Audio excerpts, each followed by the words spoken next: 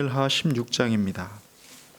사무엘하 16장 1절로 14절까지의 말씀인데요. 한 절씩 교독하시고 마지막 절 합독하시겠습니다. 다윗이 마루턱을 조금 지나니 무비보셋의 종 시바가 안장 지은 두 나귀의 떡 200개와 건포도 100송이와 여름과일 100개와 포도주 한 가죽 부대를 싣고 다윗을 맞는지라. 왕이 시바에게 이르되 내가 무슨 뜻으로 이것을 가져왔느냐 하니 시바가 이르되 나귀는 왕의 가족들이 타게 하고 떡과 과일은 청년들이 먹게 하고 포도주는 들에서 피곤한 자들에게 마시게 하려 함이니이다. 왕이 이르되 내 주인의 아들이 어디 있느냐 하니 시바가 왕께 아뢰되 예루살렘에 있는데 그가 말하기를 이스라엘 족속이 오늘 내 아버지의 나라를 내게 돌리리라 하나이다 하는지라. 왕이 시바에게 이르되 무비보셋에게 있는 것이 다 내 것이니라 하니라. 시바가 이르되 내가 절하나이다. 내 주 왕이여 내가 왕 앞에서 은혜를 입게 하옵소서 하니라. 다윗 왕이 바울임의 이름에 거기서 사울의 친족 한 사람이 나오니 게라의 아들이요 이름은 시므이라. 그가 나오면서 계속하여 저주하고 또 다윗과 다윗왕의 모든 신하들을 향하여 돌을 던지니 그때 모든 백성과 용사들은 다 왕의 좌우에 있었더라. 시므이가 저주하는 가운데 이와 같이 말하니라. 피를 흘린 자여 사악한 자여 가거라 가거라. 사울의 족속의 모든 피를 여호와께서 내게로 돌리셨도다. 그를 이어서 내게 왕이 되었으나 여호와께서 나라를 내 아들 압살롬의 손에 넘기셨도다. 보라 너는 피를 흘린 자이므로 화를 자초하였느니라 하는지라. 스루야의 아들 아비새가 왕께 여짜오되 이 죽은 개가 어찌 내 주 왕을 저주하리이까. 청하건대 내가 건너가서 그의 머리를 베게 하소서 하니 왕이 이르되 수리아의 아들들아 내가 너희와 무슨 상관이 있느냐. 그가 저주하는 것은 여호와께서 그에게 다윗을 저주하라 하심이니 네가 어찌하여 그리하였느냐 할 자가 누구겠느냐 하고. 또 다윗이 아비새와 모든 신하들에게 이르되 내 몸에서 난 아들도 내 생명을 해하려 하거든 하물며 이 베냐민 사람이랴. 여호와께서 그에게 명령하신 것이니 그가 저주하게 버려두라. 혹시 여호와께서 나의 원통함을 감찰하시리니 오늘 그 저주 때문에 여호와께서 손으로 내게 갚아주시리라 하고. 다윗과 그의 추종자들이 길을 갈 때에 시므이는 산비탈로 따라가며 저주하고 그를 향하여 돌을 던지며 먼지를 날리더라. 왕과 그와 함께 있는 백성들이 다 피곤하여 한 곳에 이르러 거기서 쉬니라. 아멘. 인간관계에 있어서 세 종류의 사람을 만난다고 하죠. 첫 번째 사람은 내게 호의를 가진 사람입니다. 그런데 특이한 건 내가 호의를 받을 만한 어떤 행동을 해서가 아니라는 겁니다. 특별한 이유가 있어서가 아니라 그냥 나를 좋아해 주고 그냥 내게 호의를 보이는 사람이 있다는 거죠. 아마 경험이 있으실 겁니다.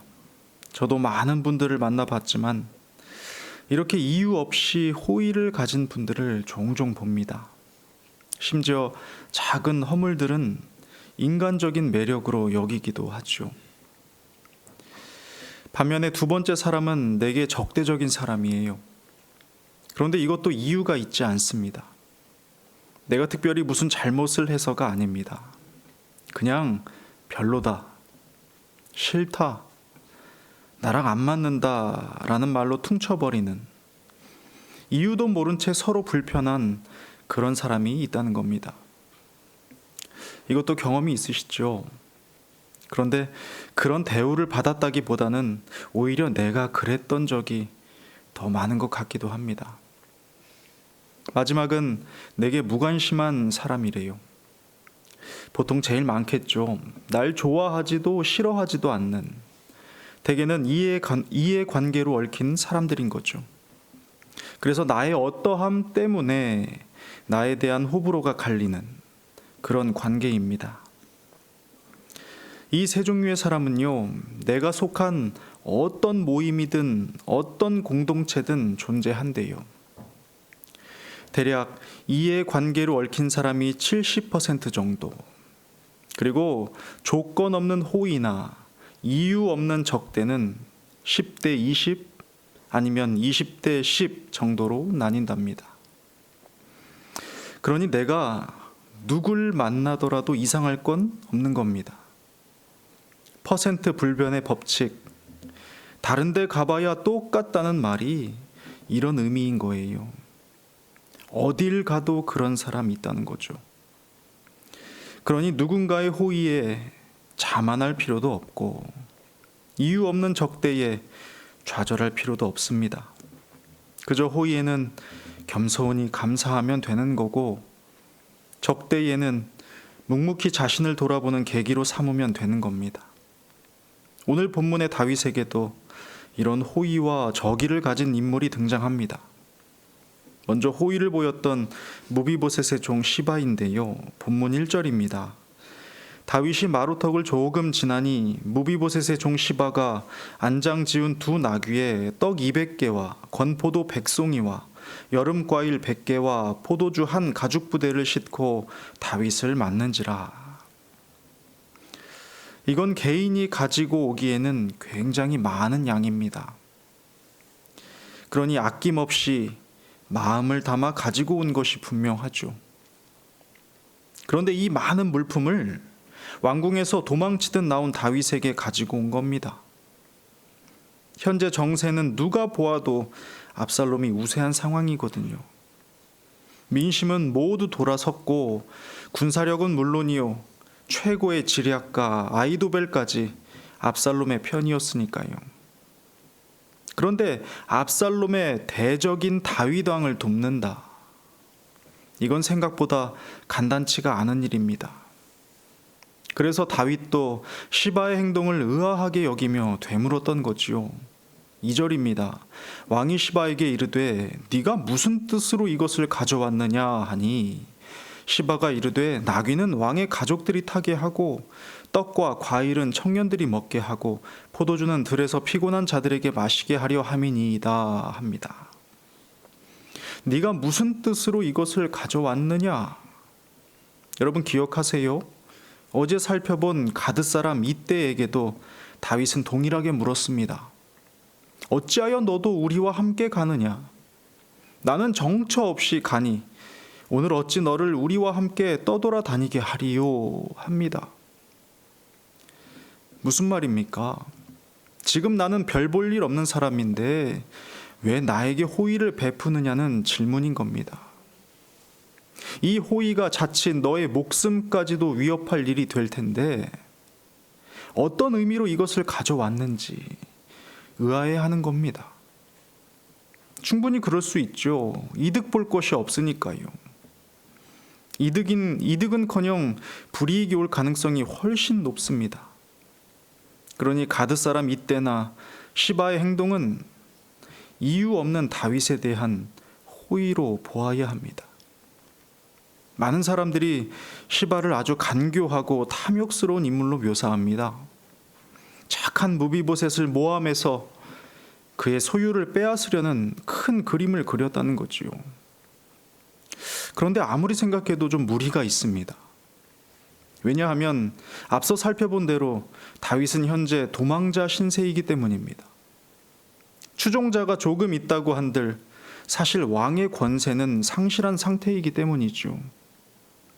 오히려 그를 돕는 건 어리석은 행동이 될지도 모릅니다. 더욱이 시바의 입장에서도 다윗에게 이 물품을 전달했다고 해서 이제 무비보셋의 모든 소유가 내 것이 될 거라는 생각을 할 수 있었을까요? 상식적으로 생각해봐도 득보다는 실이 훨씬 큽니다. 이유는 확실히 알 수 없지만 시바와 무비보셋 사이가 좋지 않았던 것은 분명해 보입니다. 그래서 함께 오지 않았던 것이고 무비보셋을 나쁘게 이야기했던 거겠죠. 그런데 삼자대면을 할 수가 없으니 누구도 정확한 내막은 알 수가 없습니다.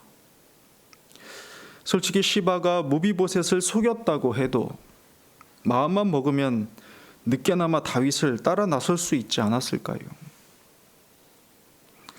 두 번째는 호의가 아닌 적의를 보였던 사람, 게라의 아들 시므이입니다. 본문 5절 6절인데요.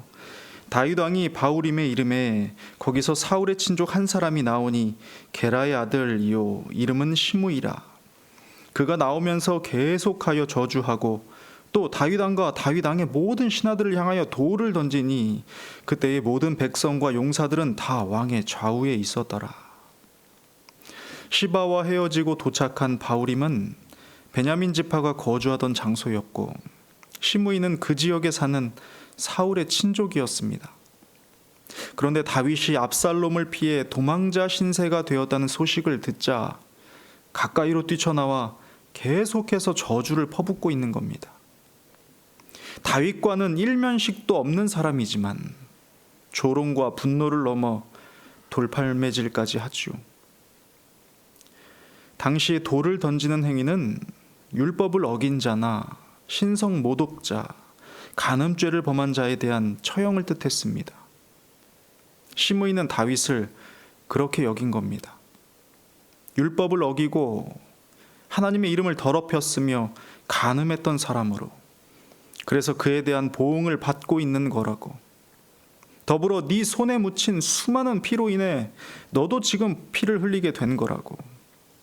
네 아들을 통해 하나님께서 이 모든 일에 대한 대가를 치르게 하셨다고 말하고 있는 겁니다. 7절 8절이 그 내용인데요. 시므이가 저주하는 가운데 이와 같이 말하니라. 피를 흘린 자여 사악한 자여 가거라 가거라. 사울의 족속의 모든 피를 여호와께서 내게로 돌리셨도다. 그를 이어서 네가 왕이 되었으나 여호와께서 나라를 네 아들 압살롬의 손에 넘기셨도다. 보라, 너는 피를 흘린 자이므로 화를 자초하였느니라 하는지라. 참 아픈 말입니다. 그런데 또 들어보면 틀린 말도 아닌 것처럼 들려요. 흡사 시므이의 저주를 들으며 나단 선지자의 말이 떠올랐을 수도 있습니다. 네 집에서 칼이 떠나지 않을 것이다. 네가 타인의 손을 통해 무고한 피를 흘렸고 간음을 통해 하나님의 이름을 더럽혔다. 비록 시므이는 사울 왕가의 멸망을 이야기한 것이지만 다윗은 이 말이 또 다르게 들렸을 겁니다. 다윗은 10절에 이렇게 말합니다. 그가 저주하는 것은 여호와께서 그에게 다윗을 저주하라 하심이니 네가 어찌 그리하였느냐 할 자가 누구이겠느냐 하고, 이어서 말하길 내 몸에서 난 아들도 내 생명을 해하려 하거든 하물며 이 베냐민 사람이랴. 여호와께서 그에게 명령하신 것이니 그가 저주하게 버려두라. 아시다시피 시므이의 이 적대적인 행동 앞에서 다윗은 얼마든지 인간적인 방법을 취할 수 있었습니다. 크게 수고로울 것도 없었죠. 이미 칼을 빼들은 아비새를 향해 고갯짓만 하면 됐으니까요. 그런데 다윗은 더 이상 그런 행동을 하지 않습니다. 다윗은 보복자가 되지 않습니다. 옛날 하나님의 뜻이라 말하며 사울의 목숨을 취하지 않았던 때처럼 말입니다. 그리고 다윗의 시선은 하나님을 향하지요. 끝까지 따라오며 저주하는 적대 앞에서, 원통함과 비참함과 괴로움 앞에서 다윗은 그 어떤 인간적 행동을 취하지 않고 하나님을 찾습니다. 12절입니다. 혹시 여호와께서 나의 원통함을 감찰하시리니 오늘 그 저주 때문에 여호와께서 선으로 내게 갚아주시리라 하고, 하나님의 긍휼을 간절히 바라며 묵묵히 그 길을 갑니다. 하나님의 일하심을 호소하며 묵묵히 그 길에서 기다립니다. 사랑하는 여러분, 우리 인생도 마찬가지입니다. 알 수 없는 호의로 인해 힘을 얻을 때도 있지만 때론 알 수 없는 적대로 인해 상심하고 괴롭고 답답한 날을 지내기도 합니다. 그러나 오늘 우리는 이러한 때 어떤 마음을 가져야 하는지를 배웁니다. 호의가 올 때는 겸손히 감사로 받으면 됩니다. 반대로 적대가 올 때는 묵묵히 자신을 돌아보는 계기로 삼으십시오. 그리고 하나님을 더 간절히 찾는 시간으로 만들어 가면 됩니다. 잊지 마십시오. 우리가 마주하는 어떠한 상황이나 환경도 결국 우리로 하나님 자녀답게 만들어가는 과정이 됨을 잊지 마시기 바랍니다. 기도하겠습니다. 하나님 아버지, 오늘 우리에게 말씀해 주시니 감사합니다. 어떠한 환경과 상황 속에서도 낙담하거나 좌절하지 아니하고 내 자신을 돌아보는 겸손함이 있기를, 그리고 모든 것을 주께 의탁하며 주의 긍휼과 일하심을 바라보는 삶이 되는 것을 우리가 이 시간 바라고 간구하오니 은혜 베풀어 주옵소서. 우리가 처한 모든 것을 통하여 결국 우리는 하나님 자녀답게 빚어져 갈 것입니다. 이 복된 과정 가운데 늘 주님과 동행하는 아름다운 삶이 되게 하옵소서. 예수님의 이름으로 기도드립니다. 아멘.